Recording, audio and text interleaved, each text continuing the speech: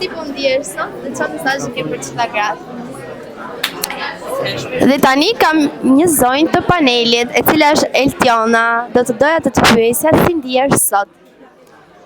Gjithmonë ditët kur flitet për stop dhunës ndaj grave, mendoj që janë ditët më të bukura, sepse sinqerisht ka ardhur koha që mentaliteti i vjetër duhet ta kuptojë dhe të jetë pak më i hapur, që femra ka shumë drejta sot dhe nuk mund të shihet vetëm si një femër e cila duhet të jetë thjesht një nën, një bashkëshorte, një motër dhe një vajzë, bi, por mund të jetë në karrierë, mund të jetë e arrirë në shumë aspekte, në shumë fusha të jetës, dhe sa më shpejt që të thyet ky lloj mentaliteti, aq më tepër femrat do të jenë më të lira.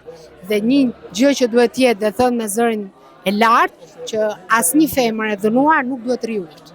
Duhet patjetër ta ngrejë zërin dhe t'i thotë stop. Jeta është shumë e shkurtër për të jetuar në dhunë ose për të jetuar çfarëdo lloj dhune, fizike, psikologjike, çfarëdo lloj dhunet, dhe për të jetuar në një burg të një mentaliteti që i ka ikur koha për shumë vitesh.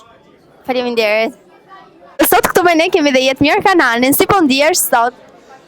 Sot në fakt ndihem vërtet shumë mirë sepse po shoh që ka akoma njerëz që mendojnë dhe të bëjnë diçka për kauzën kundër dhunës ndaj graveve dhe normalisht ndihem vërtet shumë, si të them, shumë i gëzuar që jam pjesë e kësaj konference sot dhe pres akoma dhe më tepër njerëz të tjerë që të jenë pak më të fortë ndaj kauzave të tyre.